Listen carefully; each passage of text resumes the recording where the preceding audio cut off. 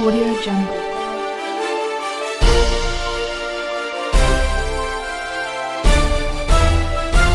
Audio Jungle.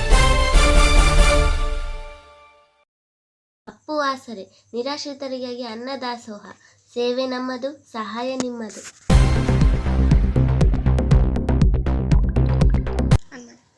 S ನಮಸ್ಕಾರ ವೀಕ್ಷಕರೇ, ಜನನಾಯಕ ಅಪ್ಪುಟಿ ವಾಹಿನಿಯ ಸಮಸ್ತ ವೀಕ್ಷಕ ಬಂಧುವಿಗೆ ಸ್ವಾಗತ. ನಾನು ಹೊನ್ನಸ್ವಾಮಿ. ಕಷ್ಟ ಅಂತ ಬಂದಿರತಕ್ಕಂಥ ಭಕ್ತಾದಿಗಳೇ ಇವತ್ತು ಇಷ್ಟೆಲ್ಲ ಅನ್ನ ಸಂತರ್ಪಣೆಯನ್ನು ನೆರವೇರಿಸ್ತಕ್ಕಂಥದ್ದು. ವಿಶೇಷವಾಗಿ ಇಲ್ಲಿ ದೃಶ್ಯದಲ್ಲಿ ತಾವು ಕಾಣ್ಬೋದು, ಈ ಮಠದಲ್ಲಿ ಏನು ಸ್ವಾಮೀಜಿ ಭಾಳಷ್ಟು ಜನಗಳಿಗೆ ಕಷ್ಟಗಳಿಗೆ ಸ್ಪಂದನೆ ಕೊಟ್ಟು ಅವರಿಗೆ ಆಶೀರ್ವಾದ ಮಾಡ್ತಕ್ಕಂಥ ಸ್ವಾಮೀಜಿ ತಾಯಿಯವರು. ಬಹುಶಃ ಇವತ್ತು ಈ ಅಮ್ಮನ ನೋಡಿಬಿಟ್ರೆ ಸಾಕು, ಈ ತಾಯಿ ನೋಡಿಬಿಟ್ರೆ ಎಲ್ಲೋ ಒಂದು ಕಡೆ ಇನ್ನೂ ಕೂಡ ಇವ್ರ ಬಡತನ ಇದೆ ಅಂತಕ್ಕಂಥದ್ದು ದೃಶ್ಯದಲ್ಲಿ ತಾವು ಕಾಣ್ಬೋದು. ಯಾಕೆಂದರೆ ಇವರೇನು ದೊಡ್ಡ ಶ್ರೀಮಂತರ ಕುಟುಂಬ ಅಲ್ಲ. ಇವತ್ತು ಆಡಂಬರ ಇಲ್ಲದೇ ಭಾಳಷ್ಟು ಇವತ್ತು ಕಡು ಬಡತನದಿಂದ ಕೂಡ ಇಂಥ ಒಂದು ಮಠವನ್ನು ಮುಂದುವರ್ಸ್ಕೊಂಡು ಹೋಗ್ತಕ್ಕಂಥದ್ದು. ಅದರಲ್ಲಿ ಕೂಡ 10 ರೂಪಾಯಿ ಬಯಸದೆ, ಇವತ್ತೇನು ಭಕ್ತಾದಿಗಳು ಕಷ್ಟ ಅಂತ ಬಂದಿರತಕ್ಕಂಥವ್ರಿಗೆ ಕೂಡ 10 ರೂಪಾಯಿ ಬಯಸದೆ ತಮ್ಮ ಸ್ವಂತಲೇ ಒಂದು ಖರ್ಚು ಮಾಡಿಕೊಂಡು ಅಥವಾ ಏನೋ ಒಂದಿಷ್ಟು ಆ ದೇವರ ಕೃಪೆಯಿಂದ ನಮಗೆ ಇದು ನಡೀತಾ ಇದೆ ಅಂತಕ್ಕಂಥ ಒಂದು ವಾಕ್ಯದಲ್ಲಿ ಈ ಮಠವನ್ನು ನಡ್ಸ್ಕೊಂಡು ಹೋಗ್ತಕ್ಕಂಥದ್ದು. ವಿಶೇಷವಾಗಿ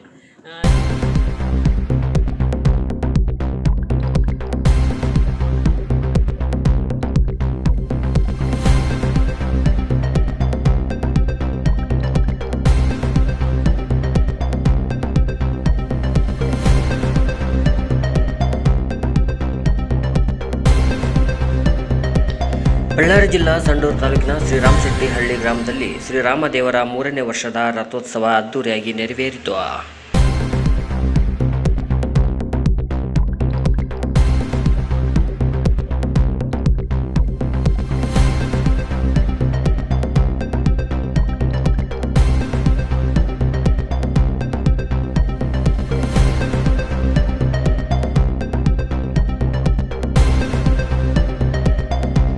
ಊರಿನ ಸುತ್ತಮುತ್ತ ಹಳ್ಳಿಗಳಿಂದ ಬಂದಿದ್ದ ಸಹಸ್ರಾರು ಭಕ್ತರ ಸಮ್ಮುಖದಲ್ಲಿ ಊರಿನ ಹಿರಿಯರು, ಗ್ರಾಮಸ್ಥರು, ಹೆಚ್ಚಿನ ಸಂಖ್ಯೆಯಲ್ಲಿ ಮಹಿಳೆಯರು ಸೇರಿದಂತೆ ವಿಶೇಷ ಆಚರಣೆಯ ಈ ರಾಮದೇವರ ರಥೋತ್ಸವದಲ್ಲಿ ಉತ್ಸಾಹದಿಂದ ಆಚರಿಸಿದರು.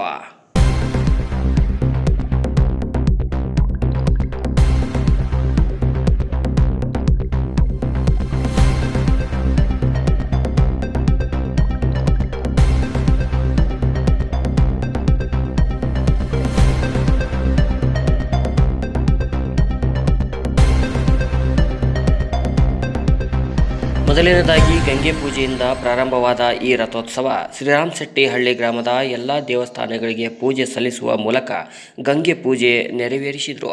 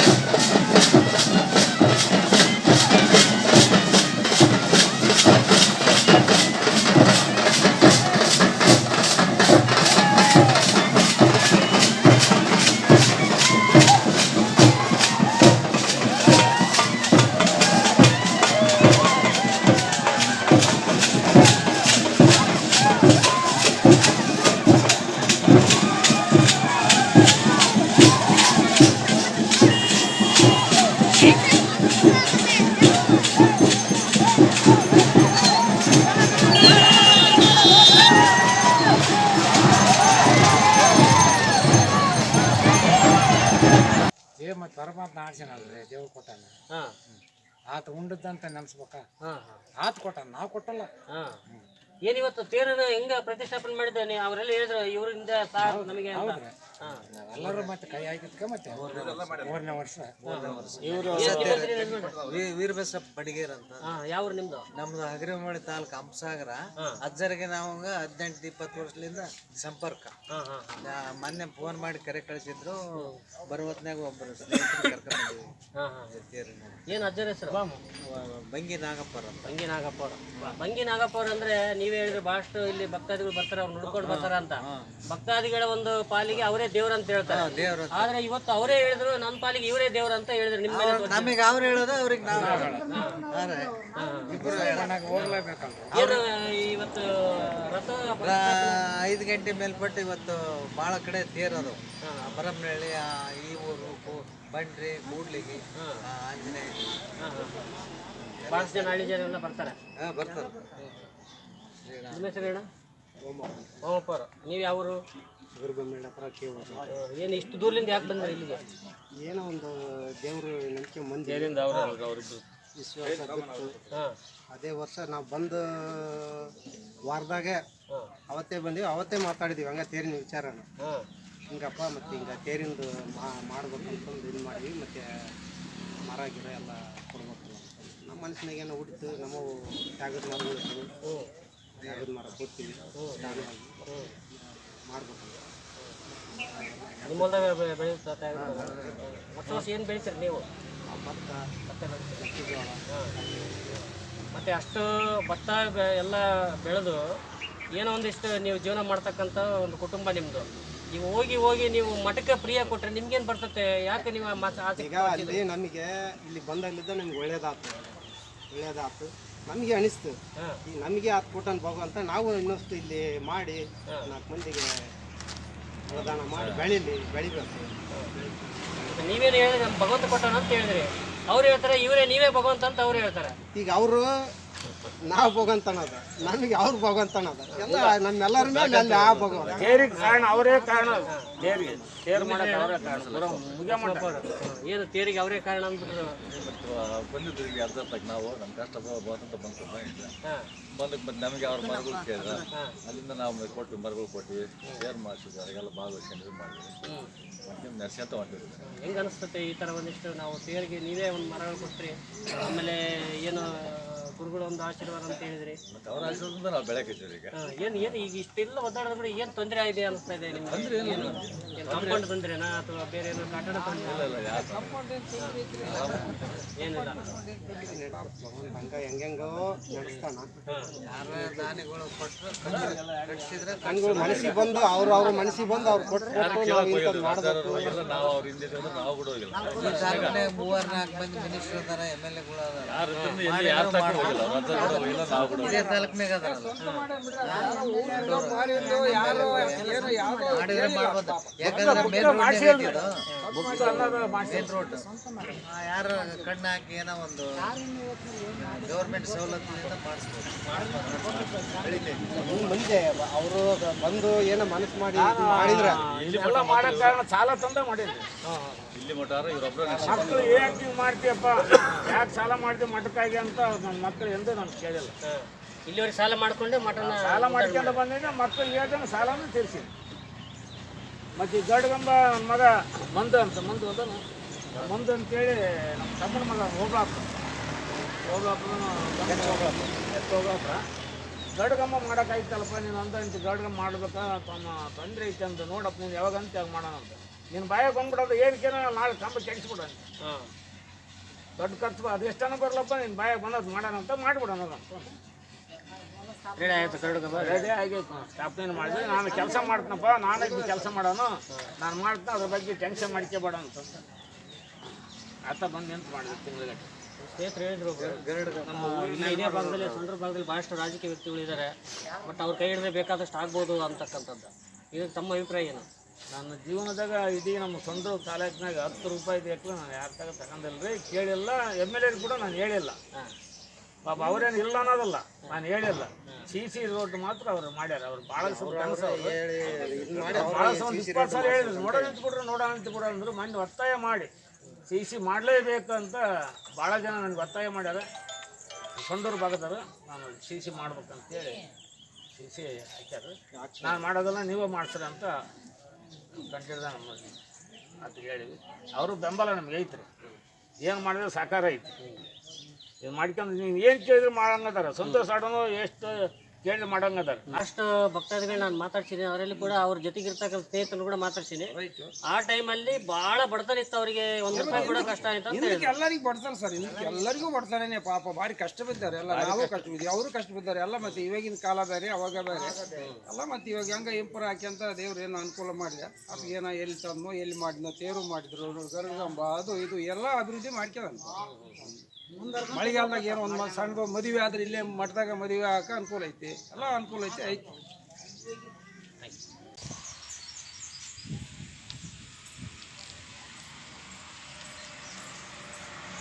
ಕಲ್ಲಿನ ಮೊನ್ನೆ ರಾಮನವಮಿಗೆ ಸ್ಥಾಪನೆ ಮಾಡ್ಯಾರ ಮೊನ್ನೆ. ಇದು ಎಲ್ಲ ಒಂದು 20 ವರ್ಷದ್ದೆಲ್ಲ ಐತ್ರಿ ಹುತ್ತ. ಈ ಹುತ್ತ ಆದಮೇಲೆ ಮಠ ಕಟ್ಟಿದ್ರಿ. ಪ್ರತಿ ತಿಂಗಳು ಬಂದು ಹೋಗ್ತೀವಿ. ಇವರು ಮಠ ಕಟ್ಟಕ್ಕೆ ಮೊದಲನೇ ಪ್ರಾರಂಭ ಇವ್ರದ್ರಿ. ಎಲ್ಲ ಪ್ಲಾನಿಂಗ್ ಮಾಡ್ಕೊಂಡು ಮಠ ಕಟ್ಟಲೇಬೇಕು, ಅದಕ್ಕೆ ಸಾಕಾರ ನಾನು ಮಾಡ್ತಾನೆ ಅಂತೇಳಿ ಬಲಡ್ಡಾಗಿ ಇವ್ರೊಬ್ಬರೇ ನಿಂತ್ರಿ. ನಮ್ಮ ಪರವಾಗಿ ಯಾರು ನಿಂದ್ರಲ್ಲ ಅವಾಗ. ಏನೋ ಯಾಕಾಗಲ್ಲ, ಎಷ್ಟೇ ಬರ್ದು ಏನೋ ಬರಲ್ಲ, ಆ ದೊಡ್ಡ ಮಟ್ಟಿಗೆ ಸಾಧನೆ ಮಾಡಿ ಇದು ಮಠ ಕಟ್ಟಲೇಬೇಕಂತ ಫಸ್ಟ್ ಎಂಡೆ ತರಿಸ್ತಾರೆ ಇವರು. ಪ್ರಾರಂಭ ಇವ್ರದ್ದಲ್ಲೇ ಪ್ರಾರಂಭ ಆತ್ರಿ. ಪ್ಲಾನಿಂಗು ಕೆಚ್ಚಾಕಿ ಮೂವ್ ಮಾಡಿಸಿದ್ರು ನಾವೇ. ಎದಕ್ಕೋಸ್ಕರ ಮಾಡ್ಬೇಕಾಗಿತ್ತು ಇಷ್ಟೆಲ್ಲ? ಬರೀ ಕೈ ಮುಗಿದು ಹೋಗೋದಾಯ್ತಲ್ಲ ನೀವು ಅಂತ. ಇಲ್ಲ, ನಮಗೆ ತಾಯಿ ಒಲಿಮೆ ಒಲಿತು. ತಾಯಿಲಿಂದ ನಾನು ಆ್ಯಕ್ಚುಲಿ ಇಡೀ ಕರ್ನಾಟಕ ಸುತ್ತಾಡಿದೆ ನನ್ನ ಕುಟುಂಬ ಉಳ್ಸೋಕ್ಕೆ. ಅದು ಎಲ್ಲಿ ಆಗಿಲ್ಲ. ಈ ತಾಯಿ ನಮ್ಮ ಕಡೆ ಇಲ್ಲಿ ಬಂದಿದ್ದೆ, ಎಲ್ಲ ಪರ್ಯಾದಾಯಿತು. ಅವಾಗ ನಾನೇ ಪ್ಲಾನ್ ಮಾಡಿದೆ ಮಠ ಕಟ್ಸೋಣ. ಆ್ಯಕ್ಚುಲಿ ದೊಡ್ಡದಾಗಿ ಕಟ್ಸ್ಬೇಕಾಗಿತ್ತು. ಕೆಲವು ಎಸ್ಟಿಮೇಟ್ಲಿಂದ ಸಿಂಪಲಾಗಿ ಕಟ್ಸಿದ್ದೆ ಕೊಂಡಿದ್ದೆ. ಏನು ಪ್ರಾಬ್ಲಮ್ ಇಲ್ಲ, ಈಗಲೂ ಚೆನ್ನಾಗಿ ನಿಂತಿದೆ.